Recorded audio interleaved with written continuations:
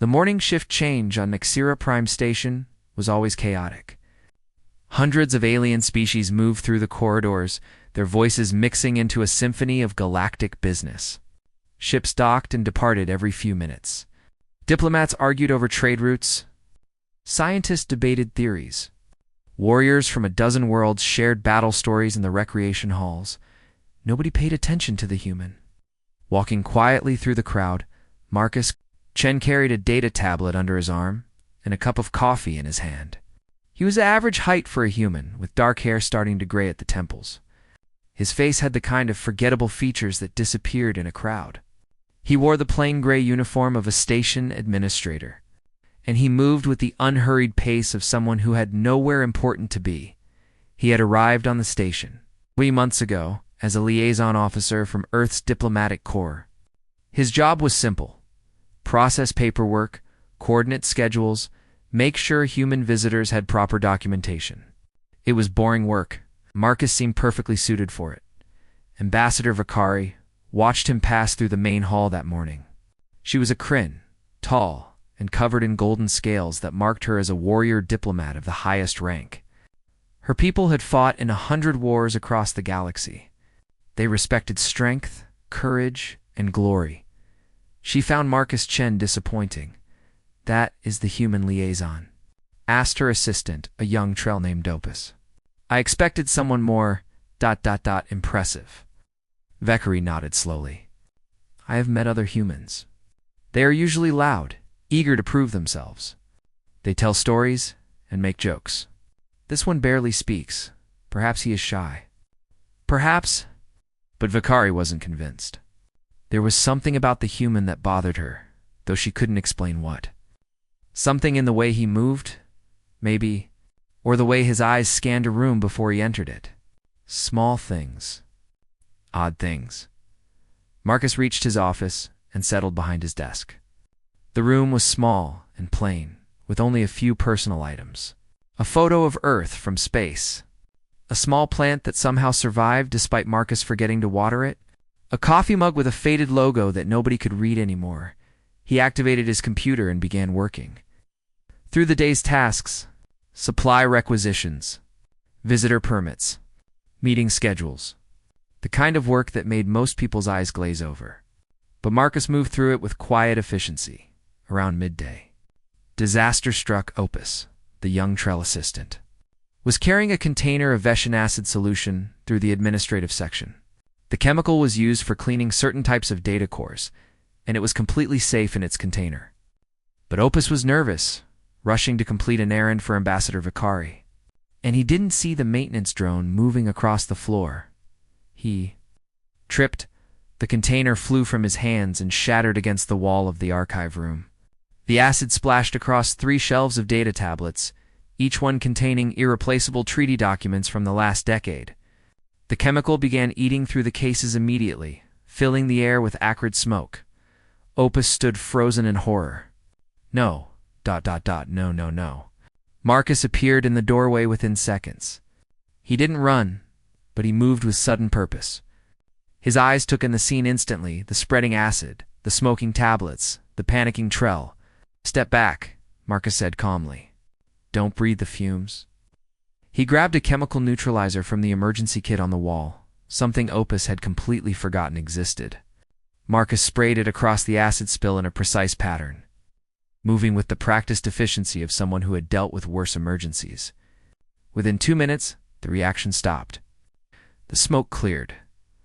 Marcus carefully extracted the data tablets, examining each one.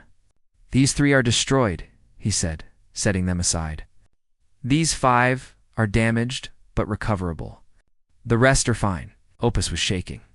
"Ambassador Vakari will exile me for this." Those treaties were backed up in the central system, as required by council regulations. Marcus interrupted gently. "We'll need to restore them, but no information is lost. Accidents happen." Placed a hand on the young Trell's shoulder. "Take a breath. Go file the incident report. I'll handle the restoration." Opus stumbled away, still apologizing. Several other station workers had gathered to see the commotion. They watched as Marcus quietly cleaned up the mess and began the data recovery process. Within an hour, was as if nothing had happened. Vicari heard about the incident from 3 different sources before the day ended. Each one mentioned how the human liaison had handled it with remarkable calm and competence. How he knew exactly what to do without hesitation. How he had comforted Opus when anyone else would have reported him for carelessness. That evening, she found Marcus in the station's observation deck. It was a quiet place where people came to think, looking out at the stars through the massive windows. Marcus stood alone, his hands behind his back, staring into the darkness of space. "You handled the situation well today," Vicari said. Approaching him, Marcus glanced at her and offered a small smile. "Just following procedures," Opus said. "You moved very quickly." "That you knew exactly what to do?" "I've been on stations before." "You learn where the emergency equipment is kept." Vicari studied his face. Up close, she could see more details. Lines around his eyes that spoke of stress or age. A small scar on his jaw. And those eyes dark and deep, carrying something heavy behind them. "How long did you serve?" she asked suddenly. Marcus's smile faded slightly. "Serve? In your military? You move like a soldier, not like an administrator." For just a moment, something flickered across Marcus's expression. Something old and tired and far away. Then it was gone, replaced by his usual calm demeanor. "I was in logistics during the war," he said quietly. "Supply chains, inventory management. Nothing exciting. The Shade War." Marcus nodded once, then turned back to the window. "That was a long time ago. I prefer quieter work now." Vicari wanted to press further, but something stopped her. The way Marcus held himself in that moment, the weight visible in his shoulders, it reminded her of old warriors from her own people, the ones who had seen too much and carried it silently. She left him alone with the stars. Later that night, as the station settled into its sleep cycle, an alert chimed through the command center. A salvage team had recovered debris from the war's final battles. Among the wreckage was a damaged data core, its quantum storage still partially intact. The core contained military records from the Shade War. In his quarters, Marcus Chen sat in the darkness, a half-empty glass of whiskey in his hand. He stared at the photo of Earth on his wall and tried not to remember things he wanted to forget. But memories, he had learned, never truly stayed buried. Hash. The quiet newcomer seemed ordinary until the Lost War record revealed the truth. ## Part 2. Fragments of the Past. Data core arrived at Nicera Prime Station 3 days after its recovery. It was smaller than Lyra expected, barely the size of her hand. The Dreshni researcher held it carefully in her laboratory, examining the scorch marks and impact damage that covered its surface. 20 years in space, she murmured to herself. It's amazing anything survived at all. Lyra was young for her species, barely into her 4th decade. Her skin was a pale blue, and her large eyes could see wavelengths of light that most species missed. She specialized in data recovery and historical archives, working in the station's research division. Old mysteries fascinated her, and this data core was the most interesting thing to cross her desk in months. The Shade. War had ended when Lyra was just a child. She remembered the celebrations when news reached her homeworld. She remembered adults crying with relief. But the actual details of the war were classified or lost. The Galactic Council had sealed most records, claiming they were too sensitive for public access. Now, she had a piece of that hidden history in her hands. She connected the core to her recovery, its systems, and began the slow process of extracting data. The quantum storage was badly corrupted, with entire sections damaged beyond repair. But Lyra was patient. She worked through the evening, carefully piecing together fragments of information. The first files were mundane. Supply manifests, personnel transfers, maintenance schedules for ships whose names she didn't recognize. Nothing interesting. Then she found the battle reports. They were fragmentary, with huge sections missing or corrupted. But what remained made Lyra's eyes widen. These weren't reports from the main fleet actions she'd read about in history books. These were from small unit engagements, special operations that had no official records. One name appeared repeatedly. Strike Team Phantom, Lyra, cross-referenced. The name in the public databases? Nothing. She tried military registries. Nothing. She searched historical archives, academic papers, even conspiracy theory forums. The name appeared nowhere. It was as if Strike Team Phantom had never existed. But you did exist, Lyra whispered, looking at the corrupted files. So why is there no record of you? She dug deeper. Over the next 2 days, she barely left her laboratory. She skipped meals and slept at her desk. The mystery consumed her. The recovered files mentioned 17 major battles. Each one was listed in public records as either a loss or a tactical withdrawal. But according to these fragmentary reports, Strike Team Phantom had turned them into victories. They had held positions that should have fallen. They had destroyed enemy forces that outnumbered them 10-1. They had completed missions rated as having 0 chance of success. The casualty rates were horrifying. 94%. Almost everyone who served in Strike Team Phantom had died. Lyra found commendations for valor, all issued to personnel with no other service records. She found references to Protocol Phantom that had been systematically redacted from every document. She found authorization codes for operations that officially never happened. And she found something else. A partial video file. The restoration took 6 hours. The quantum compression was damaged, and much of the visual data was lost. But finally, Lyra managed to extract a 30-second clip. The video was from a helmet camera. The viewpoint was chaotic, showing a battle in some kind of facility. Darkness flickered with weapons fire. Shadows moved in ways that hurt to look at the shades, Lyra realized. She had never seen actual footage of them before. Human soldiers in black armor moved through the chaos. They didn't fight like regular troops. They moved like ghosts themselves, appearing and disappearing, using tactics that seemed suicidal but somehow worked. They drew the shades into traps. They used the environment as a weapon. They fought with a desperate efficiency that was terrifying to watch. One figure stood at the center of it all, directing the others. The video was too corrupted to see details, but Lyra could make out body language confident, controlled, commanding. This was a leader, someone the others trusted completely. The clip ended abruptly, cutting to static. Lyra sat back in her chair, her mind racing. She needed to share this with someone, but who? This was clearly classified information. Just having it might get her in trouble. She thought of Ambassador Vakari. The Kryn warrior diplomat was tough but fair. If anyone would understand the importance of this discovery, it would be her. Lyra found Vakari in the ambassador's office the next morning. I found something, Lyra said without preamble. Something about the war. Vakari listened as Lyra explained her discoveries. The ambassador's expression remained neutral, but her eyes grew sharp with interest. Strike Team Phantom, Vakari repeated. And you are certain there is no public record? Nothing. It's like they were erased from history. Perhaps there is a reason for that. Perhaps Lyra agreed. But don't you want to know why? 17 battles won by soldiers who officially don't exist. 94% casualties? This team saved thousands of lives, maybe millions, and nobody remembers them. Vakari was quiet for a long moment.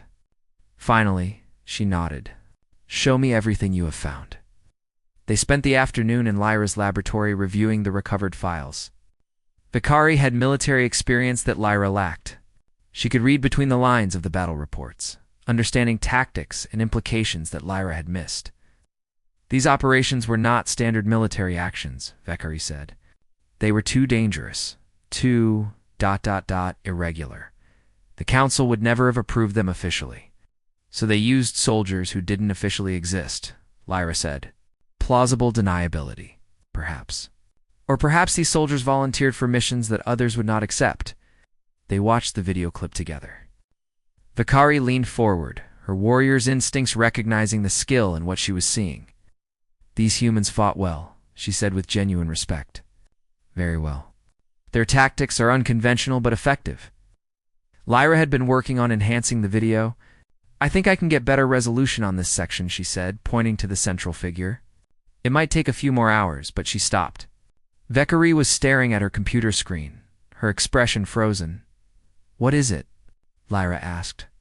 That motion, Vakari said slowly. The way that soldier moves. I have seen it before. Where? But Vakari was already standing, heading for the door. Continue your work on the video. I need to check something. She found Marcus Chen in the station's main hall, as usual. He was helping a confused Veshan tourist with directions, speaking slowly and patiently in the universal trade language. He looked up as Vakari approached, offering his polite, forgettable smile. Ambassador, can I help you with something? Vakari studied him carefully. The way he stood, the way his eyes tracked movement around them, the small habits of someone who had spent years in dangerous places. I wanted to ask you about your service during the war, she said. Something flickered in Marcus's eyes. I told you I was in logistics. Yes, you said that. Vakari stepped closer. But logistics personnel do not move the way you do. They do not scan rooms before entering them. They do not position themselves where they can see all exits. Marcus's smile faded slightly.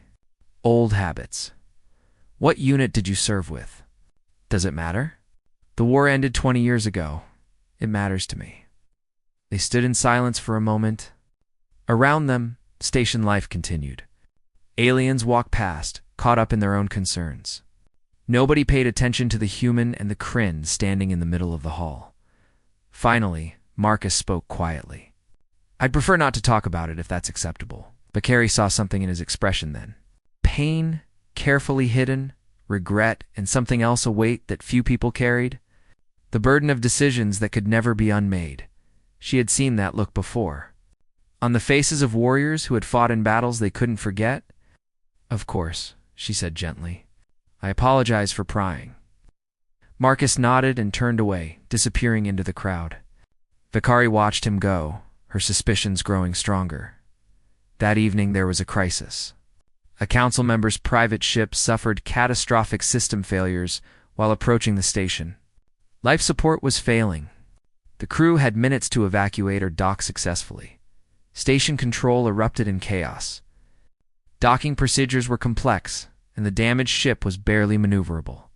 The controller on duty froze, overwhelmed by the emergency. Marcus appeared in the control room like a ghost. Nobody saw him enter. He simply moved to an empty console and began issuing instructions with calm, absolute authority. Redirect Docking Bay 3. Clear all traffic from approach vector Delta 7. Activate emergency tractor protocols, the controller stammered. But regulations don't matter if they're all dead, Marcus interrupted. His voice still calm, but carrying a weight of command that made everyone in the room obey instantly. Do it now. He guided the damaged ship impersonally, making minute adjustments to the tractor beams, compensating for the ship's failing thrusters with split-second timing.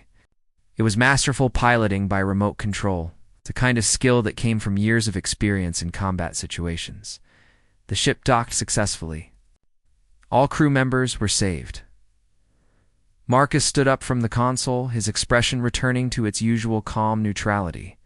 Good work, everyone, he said quietly, then walked out as if nothing extraordinary had happened. Vakari had watched the entire thing from the doorway.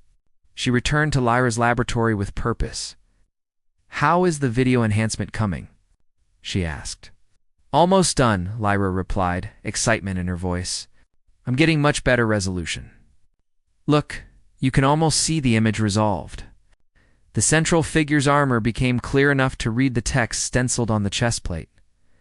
A name in human letters, Chen. Vakari and Lyra stared at the screen in silence. It's him, Lyra whispered. The human liaison. He was Strike Team Phantom, not just part of it, Vakari said slowly, remembering the way he had commanded the control room. If I am correct, he led them. They looked at each other, the implications settling over them like a weight. The quiet, unremarkable administrator who processed paperwork and made coffee was a ghost from the war. A soldier who had fought 17 impossible battles and watched most of his team die. A man who had been erased from history, and now they knew his secret. Hash. The quiet newcomer seemed ordinary until the lost war record revealed the truth. Hash hash. Part 3. The truth begins to surface. Lyra couldn't sleep. She lay in her quarters, staring at the ceiling, her mind replaying the enhanced video. The armored figure moving through chaos. The name stenciled clearly on the chest plate. Chen. Marcus. Chen. The quiet administrator who made coffee and processed paperwork. The same man who had led Strike Team Phantom through 17 battles that should have killed everyone involved. It didn't make sense. Or rather, it made too much sense. The next morning, Lyra dove back into her research with renewed purpose. If Marcus was part of Strike Team Phantom, there had to be more information. She just needed to know where to look. She started with the casualty lists from the war's final year. Thousands of names, species from across the galaxy, all marked as killed in action. She filtered for humans. Then for those who had served in special operations units. What she found chilled her. There was a gap in the records. Between March and August of the war's final year, 17 separate operations showed casualties marked only as special assignment personnel. No names. No unit designations. Just numbers. 347 soldiers total. It's almost all listed as Kia, except for 19 survivors. Those 19 were marked. With a code, deceased reassigned. Lyra had never seen that designation before. She searched for its meaning in military databases but found nothing. It was as if the code had been created specifically for these 19 people and never used again. They buried them, she whispered to herself. Declared them dead and gave them new identities. She cross-referenced dates, locations, anything she could find. Slowly, a picture emerged. Strike Team Phantom had been real, but officially, it had never existed. The soldiers had been volunteers from various human military branches, all reassigned to black operations with no paper trail. When the war ended, they had been given a choice: disappear or face. Consequences for the methods they had used. Lyra brought her findings to Ambassador Vicari that afternoon. The Kryn diplomat listened in silence, her expression growing more troubled with each revelation. "This is beyond classified," Vicari said finally. "This is active concealment. The Council buried these records deliberately. The question is why," Lyra said. "What did Strike Team Phantom do that was so terrible it had to be erased from history? Or what did they prevent?" Vicari countered. "Perhaps they were not buried out of shame, but out of necessity. Some secrets are kept to protect people, not to hide guilt." "Should we confront Marcus?" Vicari was quiet for a long moment. "Not yet. First, I want to understand more. If we approach him without full knowledge, he will simply deny everything. These are military secrets, Lyra. He could face severe consequences if it is revealed he is still alive. Then what do? We observe. We learn. And we wait for the right moment." That waiting became harder over the next week. Now that they knew Marcus's secret, every action he took seemed significant. The way he positioned himself in crowded rooms, always with his back to a wall. The way his eyes tracked movement, constantly assessing threats that weren't there. The way he sometimes paused in conversation, as if listening to voices only he could hear.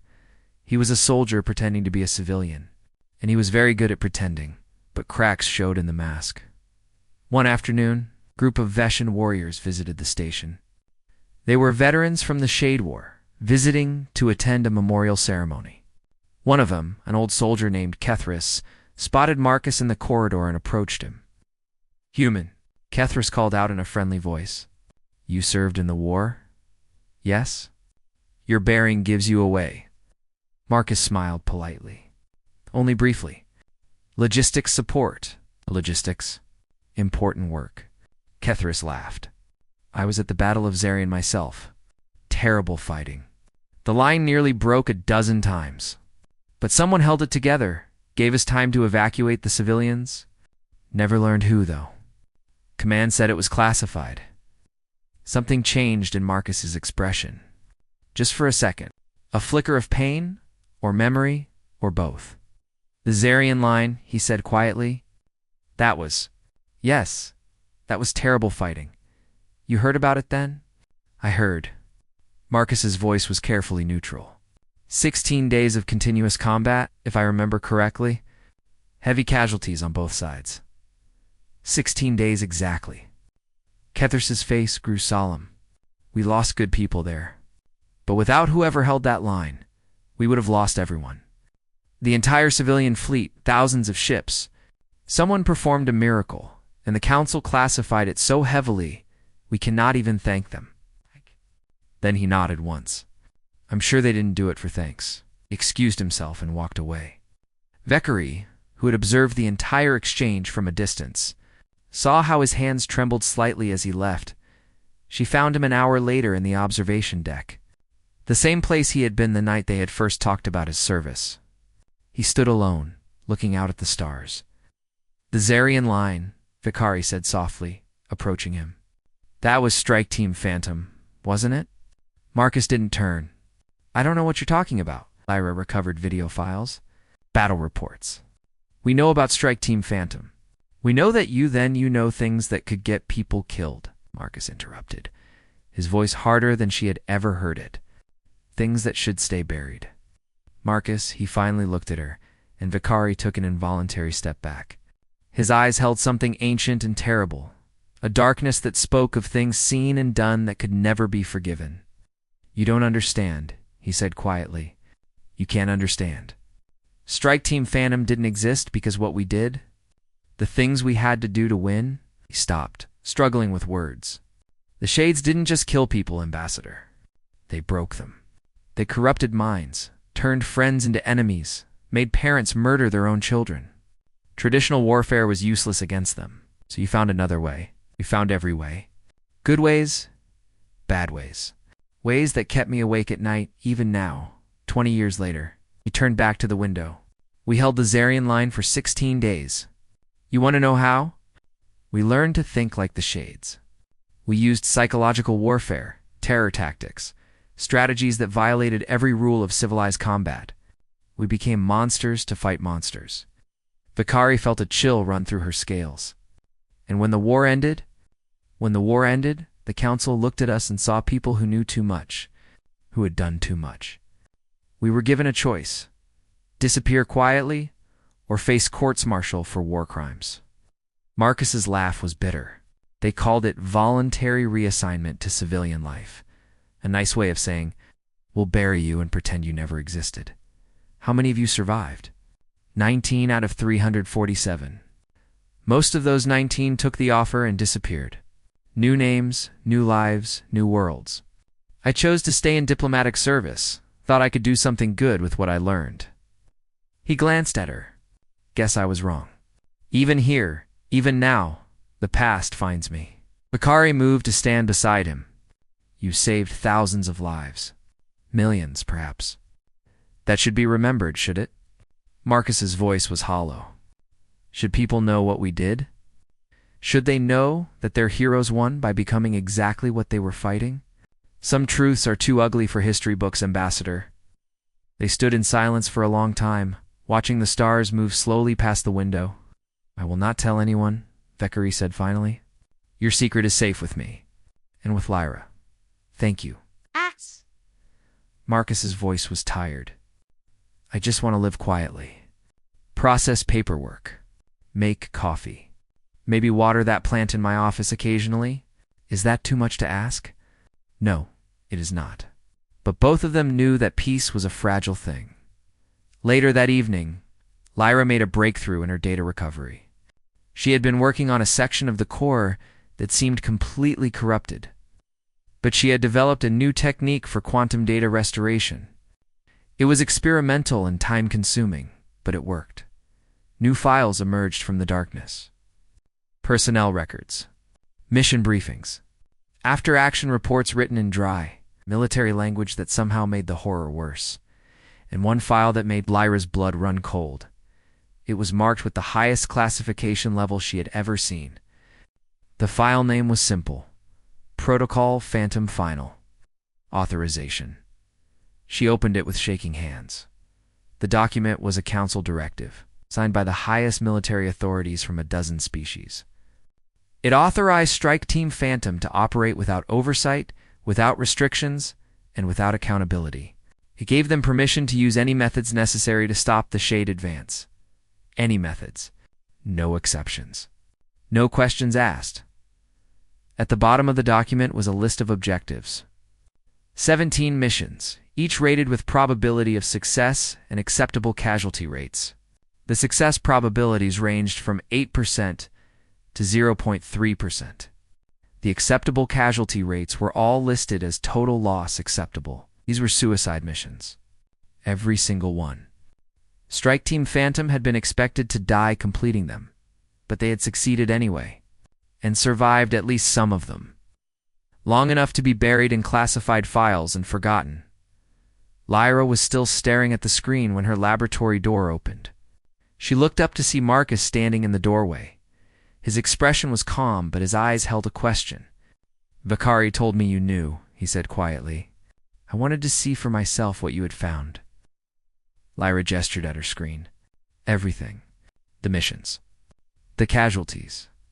The authorization, too. To use any methods necessary. Marcus walked over and looked at the document. He was quiet for a long moment. "We called it the black check," he said finally. "Permission to do anything as long as we won. Some of us thought it was an honor. Others knew it was a death sentence with extra steps. How did you survive?" "Luck, skill, stubbornness." Marcus pulled up a chair and sat down heavily, as if the weight of memory was physical.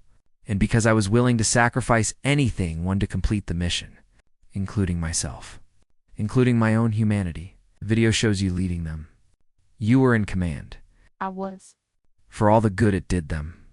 347 people trusted me to bring them home. I brought 19. He looked at Lyra.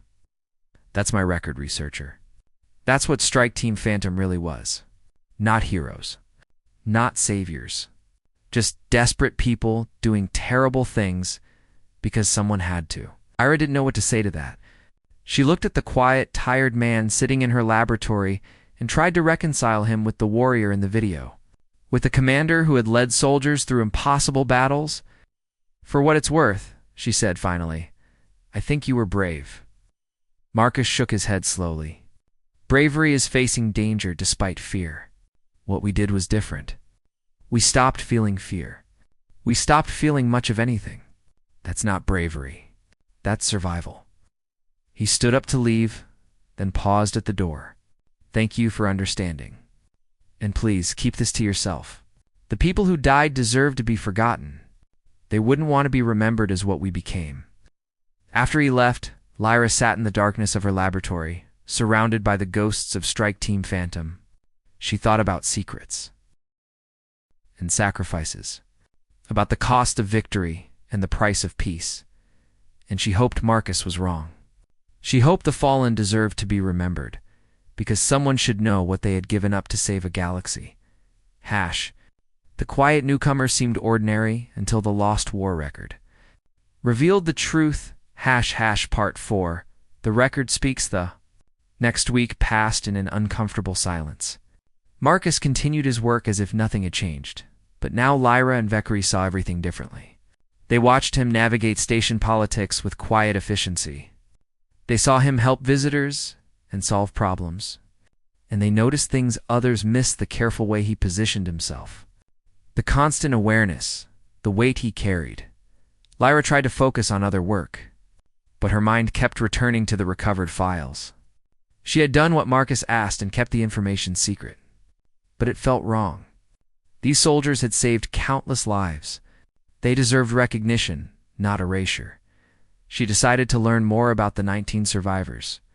If Marcus wouldn't tell his story, maybe she could at least understand it.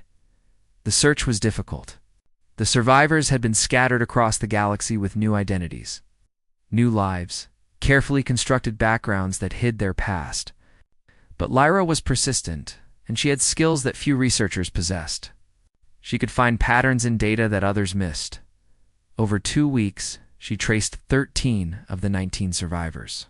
Most had chosen quiet lives, much like Marcus. One was a teacher on a colony world. Another worked as a maintenance engineer on a cargo station. A third had become a farmer, growing food for a small community on the Galactic Rim. 3 had committed suicide. Within 5 years of the war's end, 2 had simply vanished, leaving no trace at all. and one, she discovered, had refused the offer of disappearance entirely. His name was David Park, and he had faced court-martial rather than hide. He had been convicted of war crimes and sentenced to life imprisonment in a maximum security facility. Lyra brought this information to Vekari late one evening. Park refused to disappear, Lyra explained. According to the trial records, he argued that Strike Team Phantom should be held accountable for their methods. That hiding was the same as admitting they were wrong. Vekari read through the trial transcript on Lyra's screen. He was convicted of using biological warfare against a shade-corrupted civilian population. 6,000 deaths. The population was already lost, Lyra said quietly. The shades had corrupted them completely. They were being used as weapons against uninfected civilians. Park's team. They ended it quickly. Prevented it from spreading. It does not make it legal. Or right, no, Lyra agreed. But it might have been necessary. Vekari was quiet for a long moment. Do you think Marcus was involved in that operation? The timeline matches. And Park's testimony mentions a commanding officer he refused to name. Someone he said carried the weight of every decision so the rest of us could sleep at night. Lyra looked at Vekari. That sounds like Marcus. You want to ask him about it? I want to understand. How do you make a decision like that? How do you live with it afterward? Vekari considered this. Finally, she nodded. Then let us ask him together. But carefully. This is not an interrogation. It is a conversation between people who want to understand the past.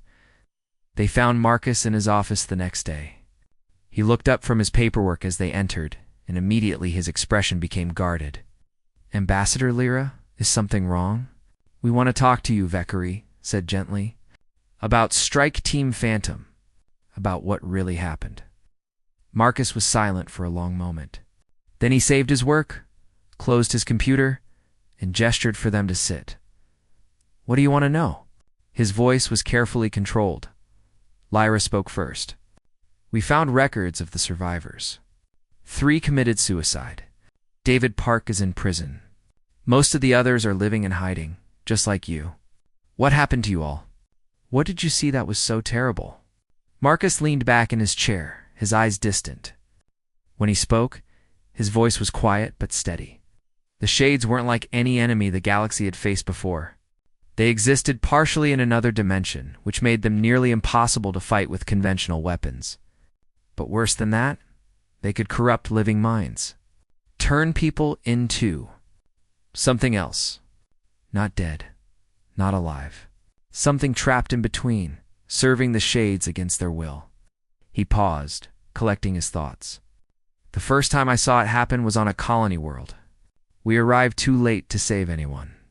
The entire population had been corrupted. They looked human, looked like themselves, but their eyes were empty. And they attacked us with a coordination that was horrifying. Parents using children as shields. Families tearing apart security forces with their bare hands. Vekari felt her scales prickle. What did you do? We retreated, called for backup, followed procedure. Marcus's expression darkened. And while we followed procedure, the corruption spread to 3 nearby stations. 50,000 more people lost. The council was paralyzed, couldn't make the hard decisions.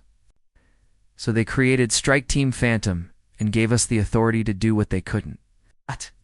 Make the hard decisions, Lyra said softly. Make the impossible decisions. We became the council's weapon of last resort. When a situation was too far gone, when corruption had spread too deep, when evacuation was impossible, they sent us. He met their eyes. We did what no one else would do. We ended it quickly, before it could spread. Before more people could be corrupted. Like at Vergara Station, Vekari said. Marcus's jaw tightened. You found the Park trial records. Yes. He was quiet for a long moment. When he spoke again, his voice was hollow. Vergara Station. 6,000 people. The Shades had been experimenting with a new form of corruption. It spread through air circulation systems. By the time we arrived, the entire station was compromised. They were being used as a staging ground for attacks on nearby civilian populations. You released a biological agent, Lyra said. It killed everyone in 48 hours. It did, and I gave the order. Marcus looked down at his hands. Park volunteered to deploy it. He wanted to spare the rest of the team from carrying that burden.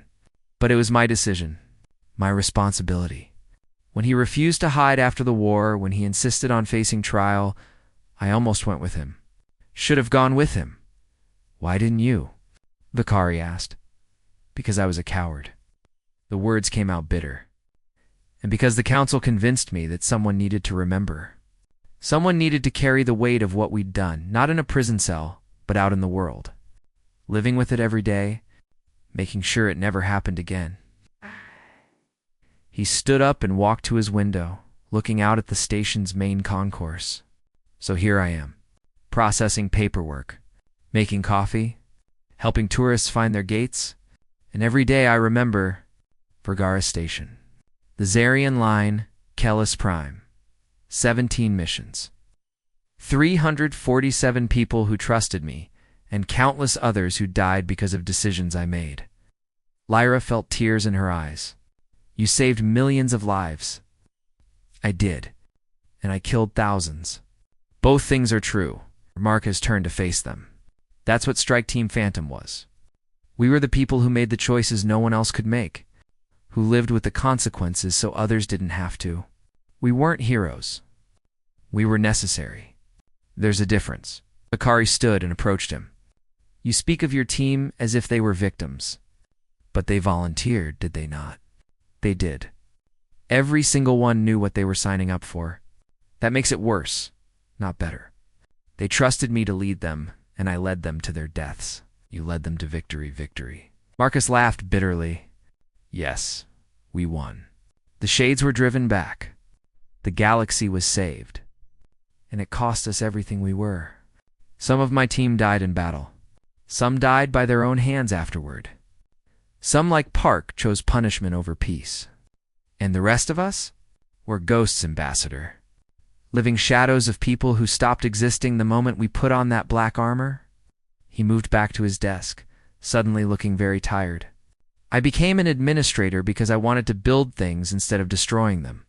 I wanted to help people in small ways, direct ways, without making decisions that cost lives. I wanted to be normal, forgettable, safe. But you are not normal, Vakari said gently. And forgetting you would be a disservice to everyone you saved. Would it? Or would remembering be worse? Marcus sat down. If people knew what we did, how we won, it might break their faith in the council. In the very idea that civilization can be defended without becoming barbaric, some truths are too heavy for history, Ambassador. Lyra spoke up quietly. What about your team? The ones who died? Don't they deserve to be remembered? Marcus's expression softened. Every day I remember them. Jennings, who could hack shade technology like it was nothing. Kim, who never lost her sense of humor even in the worst battles. Rodriguez, who played guitar in our rare quiet moments. Oka for Chen. He stopped. That's my real last name, by the way. James Chen. I kept it because he was my brother. He died on the Zarian line, saving a transport full of children. Ow. He pulled out his data tablet and brought up a file. I have all their names. All 328 who didn't make it home. I wrote down everything I remember about them. Their stories, their hopes, their last words when they had them. He handed the tablet to Lyra. This is their mem. And sacrifices. About the cost of victory and the price of peace. And she hoped Marcus was wrong. She hoped the fallen deserved to be remembered, because someone should know what they had given up to save a galaxy. Hash. The quiet newcomer seemed ordinary until the Lost War record revealed the truth. # Part 4. The record speaks thee. Next week passed in an uncomfortable silence. Marcus continued his work as if nothing had changed, but now Lyra and Vakari saw everything differently.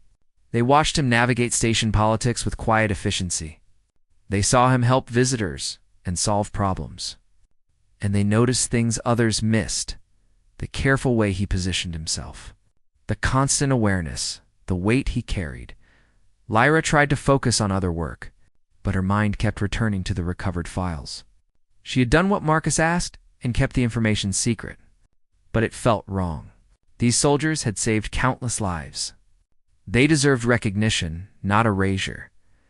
She decided to learn more about the 19 survivors. If Marcus wouldn't tell his story, maybe she could at least understand it. The search was difficult. The survivors had been scattered across the galaxy with new identities, new lives, carefully constructed backgrounds that hid their past. But Lyra was persistent, and she had skills that few researchers possessed. She could find patterns in data that others missed. Over 2 weeks, she traced 13 of the 19 survivors. Most had chosen quiet lives, much like Marcus. One was a teacher on a colony world. Another worked as a maintenance engineer on a cargo station. A third had become a farmer, growing food for a small community on the Galactic Rim. 3 had committed suicide. Within 5 years of the war's end, 2 had simply vanished, leaving no trace at all, and one she discovered had refused the offer of disappearance entirely. His name was David Park, and he had faced court-martial rather than hide. He had been convicted of war crimes and sentenced to life imprisonment in a maximum security facility. Lyra brought this information to Vekari late one evening. Park refused to disappear, Lyra explained. According to the trial records, he argued that Strike Team Phantom should be held accountable for their methods. That hiding was the same as admitting they were wrong. Vekari read through the trial transcript on Lyra's screen. He was convicted of using biological warfare against a shade-corrupted civilian population. 6,000 deaths. The population was already lost, Lyra said quietly. The shades had corrupted them completely. They were being used as weapons against uninfected civilians. Park's team. They ended it quickly. Prevented it from spreading. Does not make it legal. Or right, no, Lyra agreed. But it might have been necessary. Vekari was quiet for a long moment. Do you think Marcus was involved in that operation? The timeline matches. And Park's testimony mentions a commanding officer he refused to name. Someone he said carried the weight of every decision so the rest of us could sleep at night. Lyra looked at Vekari. That sounds like Marcus. You want to ask him about it. I want to understand. How do you make a decision like that? How do you live with it afterward? Vekari considered this. Finally, she nodded. Then let us ask him together. But carefully, this is not an interrogation. It is a conversation between people who want to understand the past. They found Marcus in his office the next day. He looked up from his paperwork as they entered, and immediately his expression became guarded. Ambassador, Lyra, is something wrong? We want to talk to you, Vekari said gently. About Strike Team Phantom. About what really happened. Marcus was silent for a long moment. Then he saved his work, closed his computer, and gestured for them to sit. What do you want to know? His voice was carefully controlled. Lyra spoke first. We found records of the survivors. 3 committed suicide. David Park is in prison. Most of the others are living in hiding, just like you. What happened to you all? What did you see that was so terrible? Marcus leaned back in his chair, his eyes distant. When he spoke, his voice was quiet but steady. The shades weren't like any enemy the galaxy had faced before.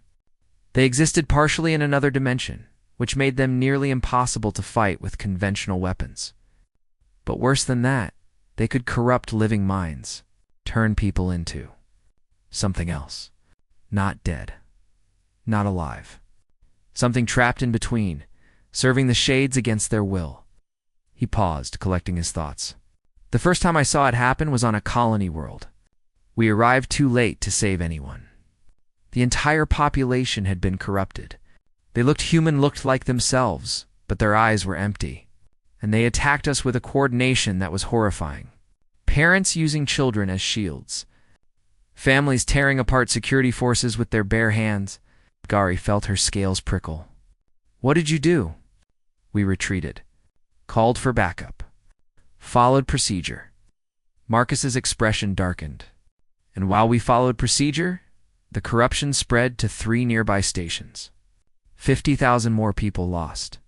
The council was paralyzed, couldn't make the hard decisions. So they created Strike Team Phantom and gave us the authority to do what they couldn't. Make the hard decisions. Lyra said softly.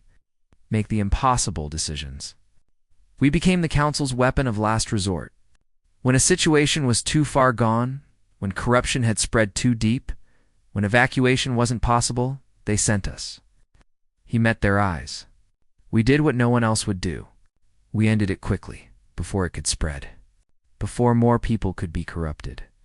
Like at Vergara Station, Vicari said. Marcus's jaw tightened. You found the park trial records. Yes. He was quiet for a long moment. When he spoke again, his voice was hollow. Vergara Station. 6,000 people. The Shades had been experimenting with a new form of corruption. It spread through air circulation systems. By the time we arrived, the entire station was compromised. They were being used as a staging ground for attacks on nearby civilian populations. You released a biological agent, Lyra said. It killed everyone in 48 hours. It did. And I gave the order. Marcus looked down at his hands. Park volunteered to deploy it. He wanted to spare the rest of the team from carrying that burden. But it was my decision. My responsibility. When he refused to hide after the war, when he insisted on facing trial, I almost went with him. Should have gone with him. Why didn't you? Vicari asked. Because I was a coward. Out! The words came out bitter.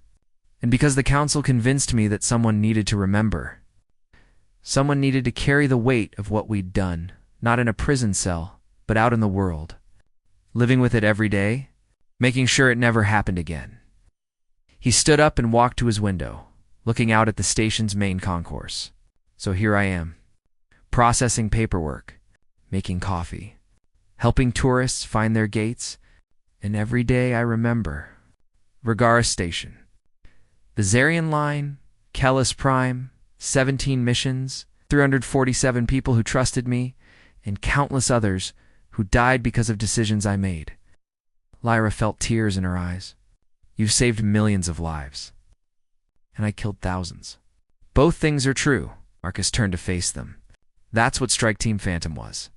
We were the people who made the choices no one else could make, who lived with the consequences so others didn't have to. We weren't heroes. We were necessary. There's a difference. Vicari stood and approached him. You speak of your team as if they were victims. But they volunteered, did they not? They did. Every single one knew what they were signing up for. That makes it worse, not better. They trusted me to lead them, and I led them to their deaths. I led them to victory. Victory. Marcus laughed bitterly. Yes, we won. The Shades were driven back. The galaxy was saved. And it cost us everything we were. Some of my team died in battle. Some died by their own hands afterward. Some, like Park, chose punishment over peace. And the rest of us. We're ghosts, Ambassador. Living shadows of people who stopped existing the moment we put on that black armor. He moved back to his desk, suddenly looking very tired. I became an administrator because I wanted to build things instead of destroying them. I wanted to help people in small ways, direct ways, without making decisions that cost lives. I wanted to be normal, forgettable, safe. But you are not normal, Vicari said gently. And forgetting you would be a disservice to everyone you saved. Would it? Or would remembering be worse? Marcus sat down. If people knew what we did, how we won, it might break their faith in the Council. In the very idea that civilization can be defended without becoming barbaric? Some truths are too heavy for history, Ambassador. Lyra spoke up quietly. What about your team? The ones who died? Don't they deserve to be remembered? Marcus's expression softened. Every day I remember them.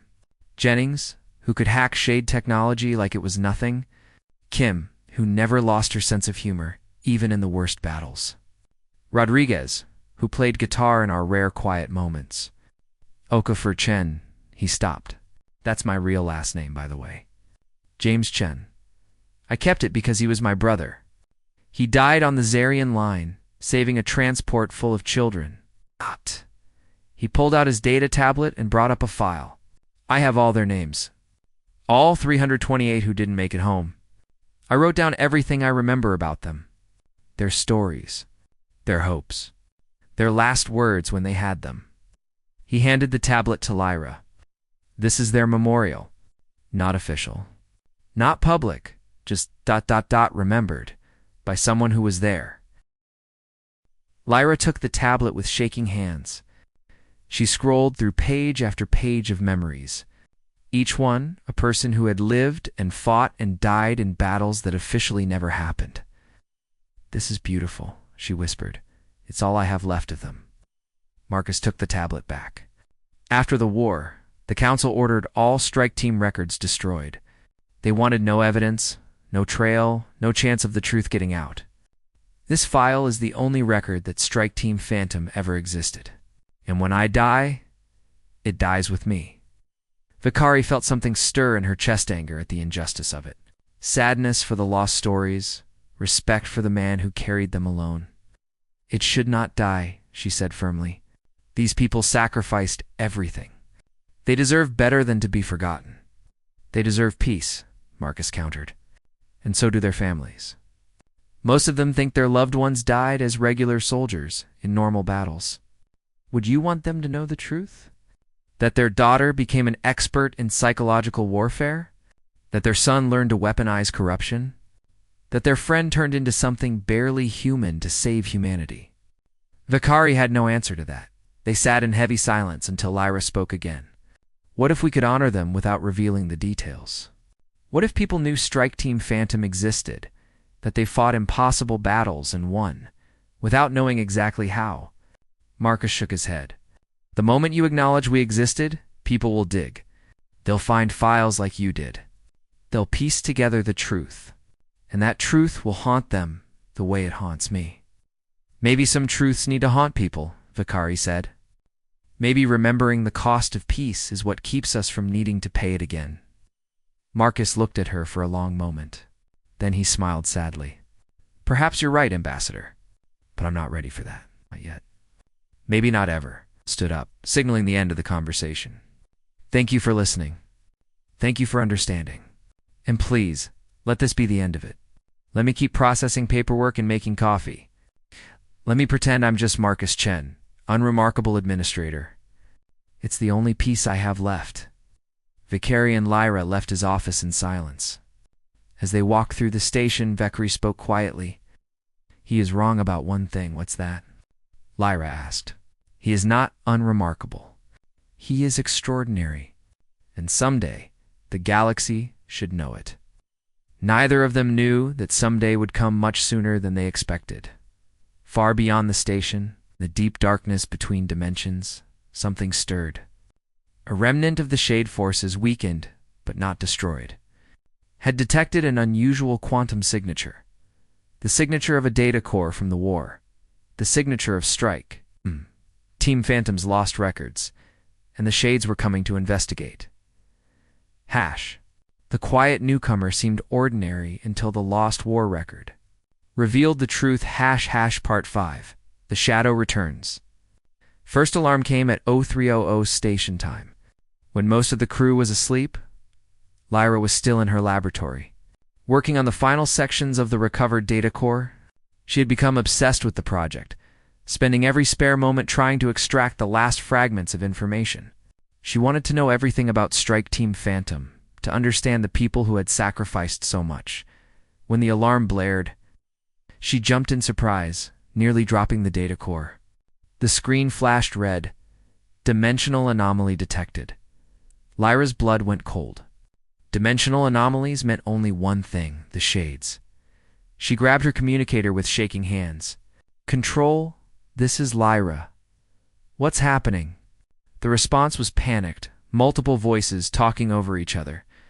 Readings are impossible, shouldn't exist anymore. 3 signatures. No. 5 Control. Report clearly.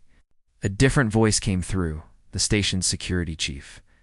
We have confirmed Shade energy signatures. Multiple contacts.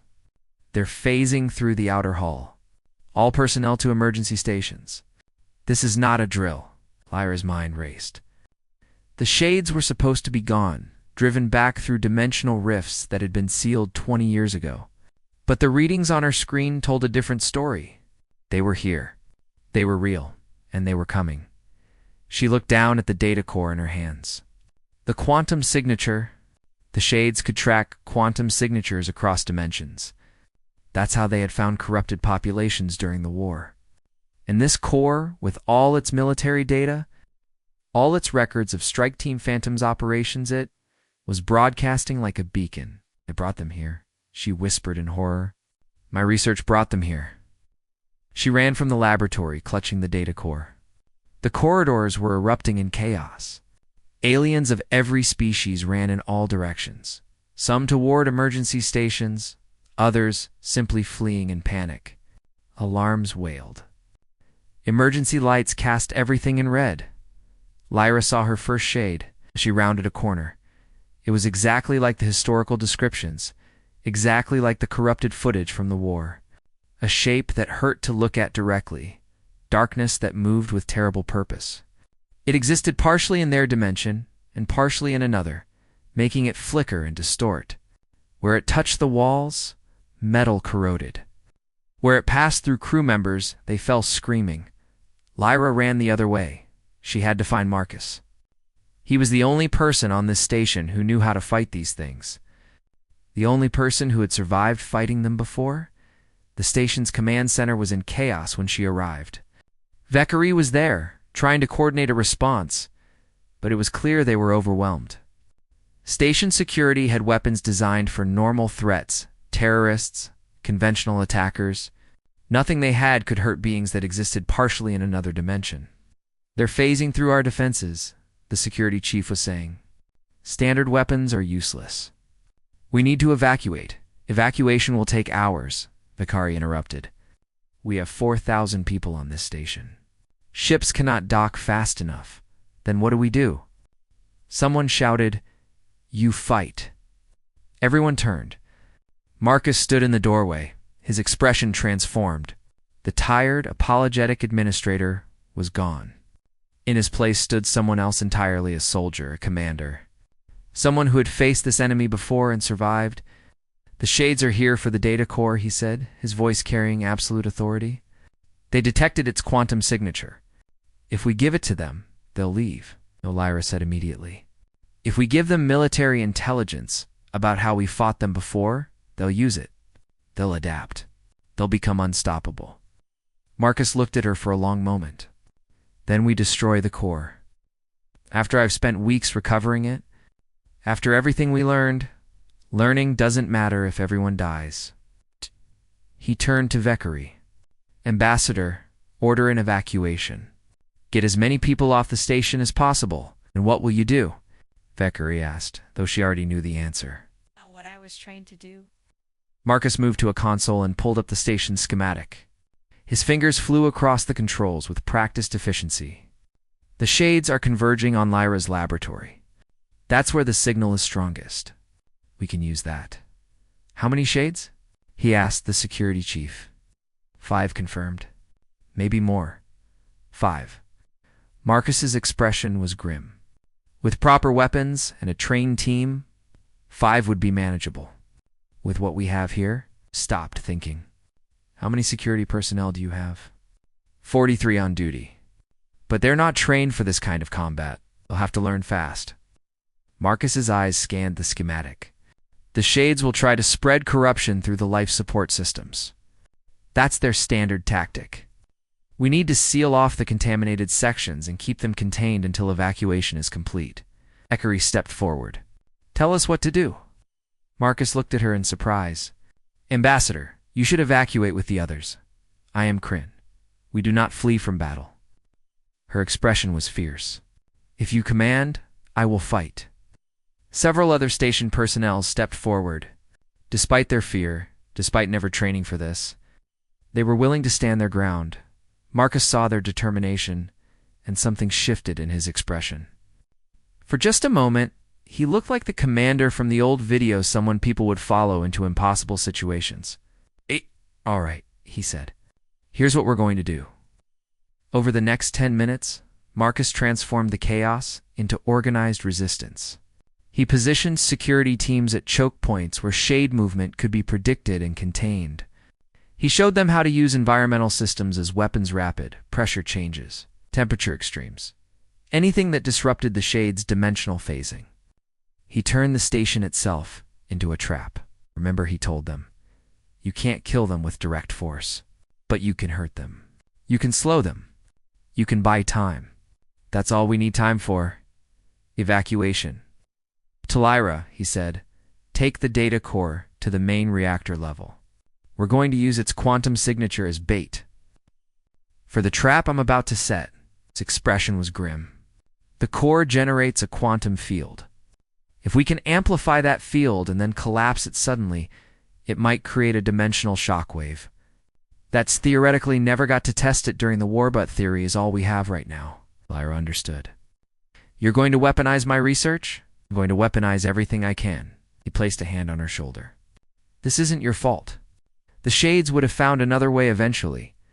You couldn't have known, but I had no time for guilt. Move. The next hour was a nightmare. The Shades spread through the station like a disease, corrupting systems and people, but Marcus had predicted their movement patterns, anticipated their tactics. Every time they advanced, they found sealed doors, vented corridors, or sudden environmental changes that disrupted their phasing. It wasn't enough to stop them, but it slowed them down. Vicari fought alongside station security, her warrior training finally put to desperate use.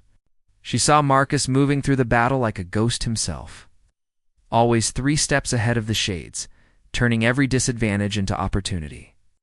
This was what he had been during the war, not a martyr, not a monster, but a commander who understood the enemy better than they understood themselves in the reactor level.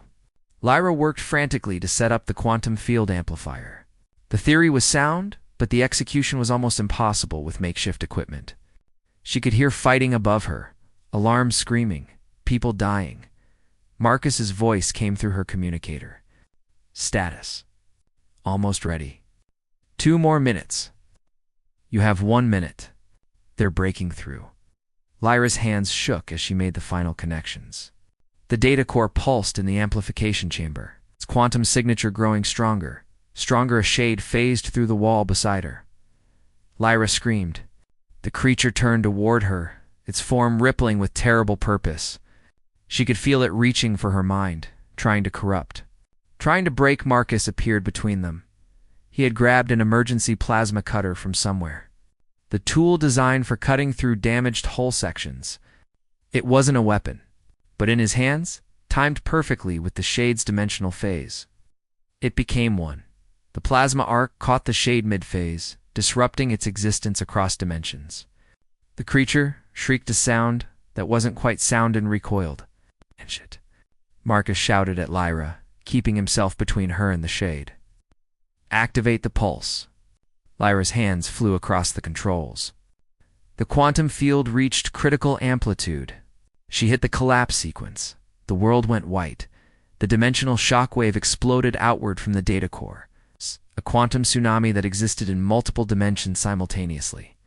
Every Shade on the station was caught in it, their dimensional phasing disrupted, their connection to the shadow realm severed. They didn't die. They couldn't die. Not really.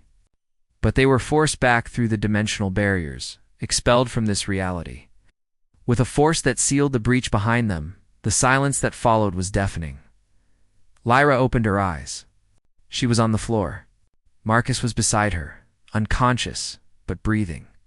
The data core was destroyed, melted to slag by the pulse it had generated. Vicara's voice came through the communicator. Lyra, Marcus. Report.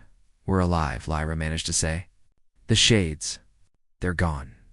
Throughout the station, the surviving crew slowly realized they had one. The evacuation continued, but no longer in panic. They had held the line. They had survived. 3 days later, the station was still recovering. Casualties had been remarkably low. 17 dead, 43 wounded, compared to what could have happened. It was a miracle. That miracle had a name, Marcus Chen. The council sent investigators to understand what had happened. Station security provided statements. Lyra and Vicari told their stories. And slowly, inevitably, the truth began to emerge. Marcus was called before a closed council session. He went expecting arrest, expecting finally to face the consequences he had avoided for 20 years. Instead, he found something different. The council chamber held representatives from 24 species. They had reviewed the records. They had seen the security footage. They understood what Marcus had done during the Shade attack and who he had been during the war. The senior counselor, Ancient Veshan, spoke first. "Commander Chen, that is your actual rank, is it not?" Marcus stood straight. "It was 20 years ago. You led Strike Team Phantom. You won 17 impossible battles. You saved millions of lives through methods that violated every rule of civilized warfare. And when the war ended, you accepted disappearance rather than recognition. Why?" Marcus was silent for a moment. "Because what we did to win, it should not be celebrated. Some victories come at too high a moral cost. And yet 3 days ago, you used that same expertise to save 4,000 people on Nexera Prime Station. You commanded civilians who trusted you, led them through impossible odds, and won again." The counselor leaned forward. "We have a decision to make, Commander. We can continue to pretend Strike Team Phantom never existed. Or we can acknowledge the truth that sometimes peace requires people willing to make impossible choices." "I don't want recognition," Marcus said quietly. "This is not about what you want. It is about what the galaxy needs." The counselor stood. "We need people who understand the darkness, who have walked through it and come out the other side. Not as warriors, not as soldiers, but as guardians who know the cost of security." Another counselor spoke, a Kryn elder. "We would like you to serve as an advisor. Not for combat operations, we pray those days are past, but for threat assessment, for understanding enemies that do not think as we do, for preparing defenses against the darkness that may yet return." Marcus looked around the chamber. He saw respect in their eyes, not fear, not judgment, just ... respect. "On one condition," he said finally. "No more secrets. If I serve openly. Strike Team Phantom is acknowledged. The soldiers who died are honored. No more ghosts." The counselors looked at each other. Finally, they nodded, agreed. "We will create a memorial. We will honor the fallen. And we will tell the truth within limits that protect their families and methods." Marcus felt something break inside him, something heavy that he had carried for 20 years. It didn't go away, the weight would never go away. But it felt ... shared. No longer his burden alone. "Then I accept." 2 weeks later, a memorial was unveiled on Nexera Prime Station. It was simpler, black wall, with 347 names carved in silver. Above the names, single inscription, "Strike Team PH and 2. They did. What was necessary they paid. What was required they will not be forgotten." Marcus stood before it with Lyra and Vekari. Behind them, a crowd had gathered station personnel. Visitors, veterans from the war, families who were finally learning the truth about their lost loved ones. "They would have hated this," Marcus said quietly. Looking at the names, "Perhaps," Vekari replied. "But they deserve it anyway. Do we?" Marcus touched his brother's name, James Chen. "Do people who broke every rule, who became monsters to fight monsters, deserve to be honored?" Lyra spoke softly. "You didn't become monsters. You became what you needed to become. And then you came back. That's what makes you heroes." Marcus was quiet for a long time. Finally, he nodded. Maybe that's enough." He turned away from the memorial and looked out at the station, at the people moving through their lives in peace. Peace that had cost so much. Peace that he and his team had bought with their humanity, their morals, their very souls. But peace nonetheless. Commander Chen. Marcus turned to see a young human, barely 20 years old, in a fresh council security uniform. "Yes. I just wanted to say thank you. My mother was on one of the evacuation ships at Zarian. She was 8 years old. Because of you and your team, she lived. She had me. She told me about the 16 days, how someone held the line when it should have broken." The young man's eyes were bright. "She never knew who saved her. Now she does." Marcus felt his throat tighten. "What's your name?" "Rodriguez. David Rodriguez." He smiled. "My mother named me after someone who served with you. Maria Rodriguez. She played guitar, according to the records. Maria. Marcus's voice was barely a whisper. Yes. She did play guitar. She was brave. One of the best soldiers I ever commanded. She was my godmother, Rodriguez said. My mother never knew she was in Strike Team Phantom until the memorial was announced. She wanted me to tell you that Maria's death meant something, that her sacrifice wasn't for nothing. Marcus couldn't speak. He just nodded, not trusting his voice. After Rodriguez left, Marcus stood looking at the memorial for a long time. All those names, all those stories, all that weight he had carried alone now shared with the galaxy. Vicari stepped beside him. You are not unremarkable, Marcus Chen? You never were. No, Marcus agreed.